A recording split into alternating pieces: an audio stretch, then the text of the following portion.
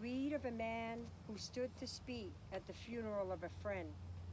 He referred to the dates on his tombstone from the beginning to the end. He noted that first came his date of birth and spoke the following date with tears.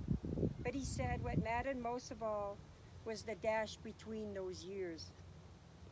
For that dash represents all the time that he spent alive on earth. And now, only those who loved him know what that little line is worth. For it matters not how much we own, the cars, the house, the cash. What matters is how we live and love and how we spent our dash.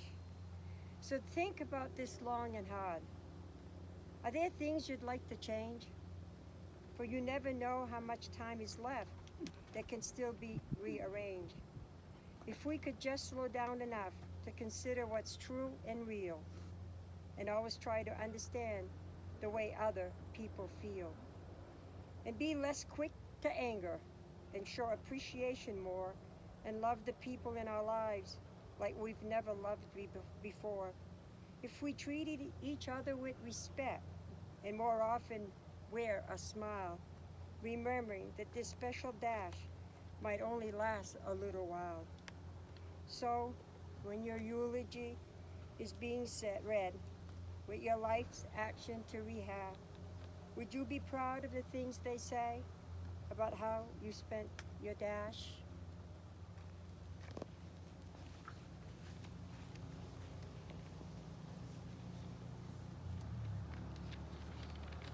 Cher Roger, nous, tes frères et tes sœurs, veulent te dire que nous allons toujours avoir de bons souvenirs de toi.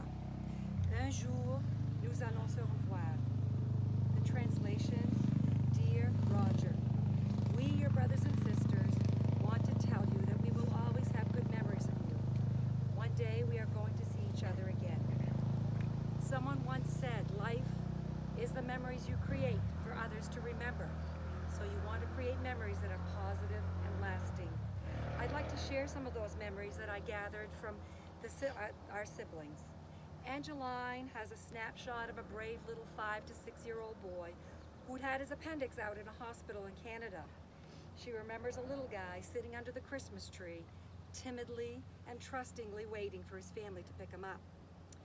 Educated K-8 at St. Anthony's parochial school, Roger was a faithful altar boy. Nancy remembered that he served 3 masses every week at the church and also served at the convent chapel. Surely his faith formation and strong foundation were shaped through these experiences.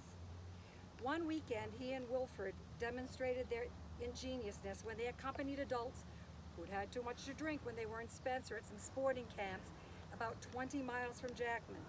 When the adults weren't able to drive home, the creative young boys figured out how to drive the car. Wilfred steered, shouted orders to Roger, who was running the pedals, to press the clutch, the gas, and the brakes. Incredibly, they made it home safely. The mischievous neighborhood boys would experiment with a chemistry set, creating small explosives in our basement. Can you imagine? When questioned, Roger remained loyal. He wasn't a tattletale. Roger knew everything but said nothing. He would just laugh, remembers Anne Germain. Blueberry season brought the Ford family to the fields. Depending on the ages, all the children had their containers to fill. Hard work was involved during the day, but a bit of humor was needed to make it through. One day, he and Wilfred were filling their lard pails with berries rather quickly.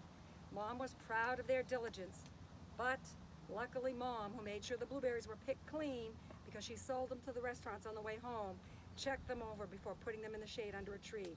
The boys had filled half their pails with grass and topped them with beautiful berries, remembers Angeline. Not sure if they had to pick extra pails for punishment. Teresa remembers him as hardworking too. She said that he often biked on the boys' bike that they all shared, 7 miles to the old border to work, mowing lawns, doing odd jobs. For those of us who were brought up in Jackman, Sky Lodge Hill, need I say more?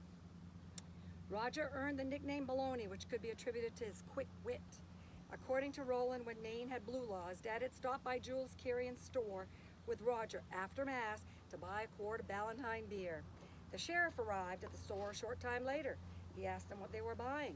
Roger, thinking on his feet, blurted out, "We're getting a quart of bologna." He earned a new nickname and saved the day. Roger loved to have fun. Remember Tarzan? Nancy does when she talks about Roger teaching her how to climb trees and swing from branch to branch. But there was never to be any tattling if they got hurt. If they fell down, he put out his cotton handkerchief, wiped tears, and cleaned cuts. He was always kind and gentle. He was the ultimate caregiver. We grew up in a 3-bedroom home. Due to the number of inhabitants, we developed a love of the outdoors. Roger loved to fish, hunt, and spend hours playing outside. As an adult, he enjoyed the freedom of his motorcycle. It was a sweet moment for him to return to Heel Pond with my husband Carl to catch their limit. When we visited him in Texas, he always wanted to know all the details of those pig hunts and the Maine deer hunts and the occasional moose hunts.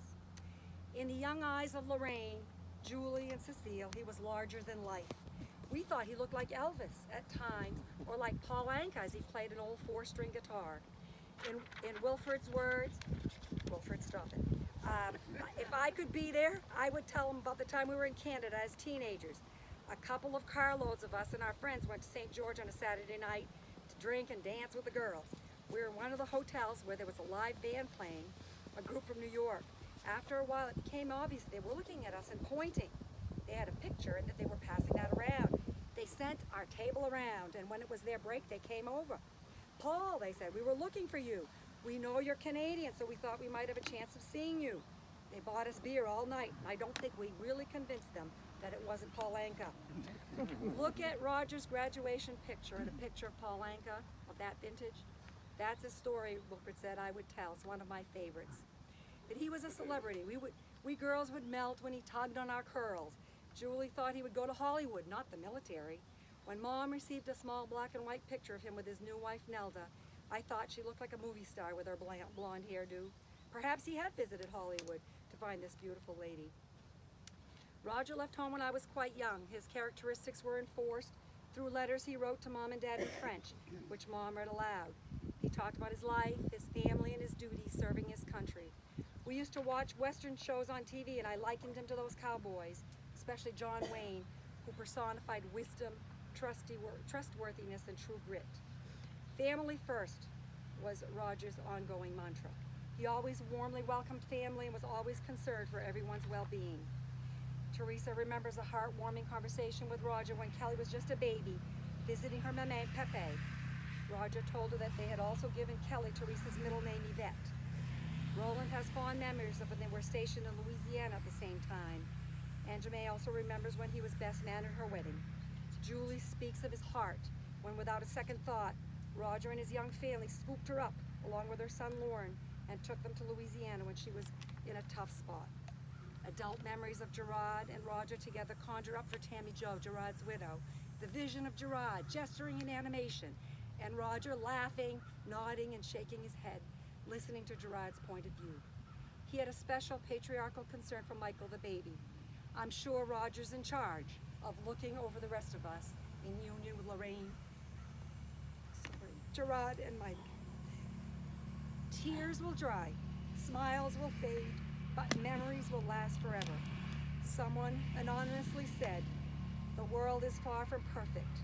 There's conflict and there's strife, but you still can make a difference by how you live your life." Thank you, Roger. You made it to